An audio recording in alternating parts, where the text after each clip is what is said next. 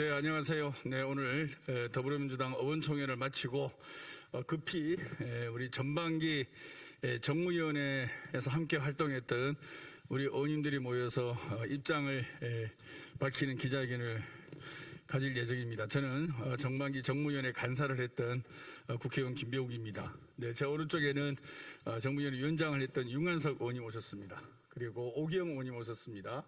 그리고 소병철 의원님 오셨습니다. 홍성국 의원님 오셨습니다. 여러분 다 아시다시피 어제부터 소문이 나고 있었는데요.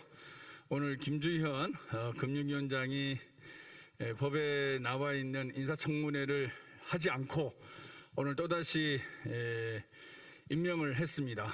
그리고 여러분 아시다시피 임명했다는 소식이 나오자마자 바로 또 취임식을 가졌습니다. 너무나도 노골적이고 명백한 법 위반이자 국회를 무시하는 차사가 아니라 할 수 없겠습니다. 이에 따라서 저희 정무위원들은 그의 분노를 담아서 오늘 입장문을 밝히겠습니다. 입장문은 윤관석 의원님께서 낭독해 드리겠습니다. 예, 반갑습니다. 전반기 정무위원장을 했던 윤관석 의원입니다. 참으로 개탄을 금할 수가 없습니다. 지금 윤석열 정부의 그 지지율 하락이 무엇보다 인사참사에서 기인했다는 것이 모두의 공통된 분석임에도 불구하고 또다시 관련한 중요한 인사들을 갖다가 국회 인사청문회를 패싱하고 발표를 강행하고 취임을 했습니다. 또 이렇게 훌륭한 사람 어디 있습니까 했지만 어제는 공정거래위원장 내정자가 자진 사퇴하는 참사도 벌어졌습니다. 관련해서 입장을 전달하겠습니다. 공정거래위원장 후보 인사검증 실패, 절차를 무시한 금융위원장 임명 강행에 국민의 준엄한 심판이 있을 것입니다. 제자들을 향해 성희롱성 발언을 한 전력이 드러나 자진 사퇴하기에 이른 송옥열 공정거래위원장 후보자를 두고 본인의 뜻을 존중한다는 대통령실 공식 입장이 참으로 가관입니다. 거듭되는 인사실패를 두고 대국민 사과를 해도 모자랄 판에 공식 징계가 없었다며 끝내 인사실패를 인정하지 않았습니다. 조성욱 위원장이 사의를 표명한 지 2달이나 지나서 고르고 골라서 내놓은 후보자가 제자를 성희롱한 교수라니 국민을 우습게 보지 않고서는 일어날 수가 없는 일입니다.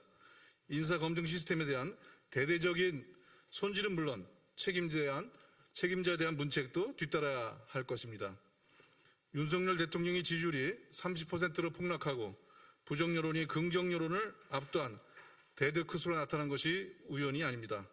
그동안 국민의 뜻보다 대통령과 대통령이 지명한 후보자의 뜻을 더 존중해 왔기 때문입니다. 이제라도 윤석열 대통령은 국민의 뜻을 먼저 살펴야 합니다. 국민의 대의기관인 국회의 인사청문회에서 제기되는 국민의 목소리에 귀 기울이고 문제가 있다면 바로잡아야 할 것입니다. 하지만 윤석열 대통령이 국회 인사청문회 없이 김주현 금융위원장 임명을 강행하면서 이러한 기대 또한 이루어지기 어렵게 되었습니다. 이로써 인사청문회 없이 임명된 첫 금융위원장이자 이번 정부에서 국세청장, 교육부 장관, 합참의장에 이어 인사청문회를 생략하고 임명된 네 번째 장관급 인사가 되었습니다.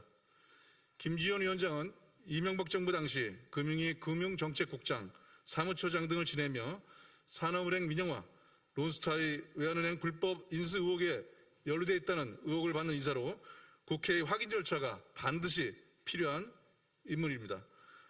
국회 원구성 지연을 핑계로 해서 정부 여당이 금융불안 상황을 이용한 벼랑끝 전술로 금융수장 임명을 강행하는 것은 청문회 제도의 존립 근거 자체를 허무는 국정 독주입니다.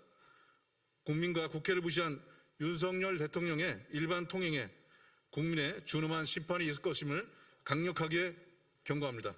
2022년 7월 11일 더불어민주당 전반기 국회 정무위원 일동. 얘기하실 분 있습니다.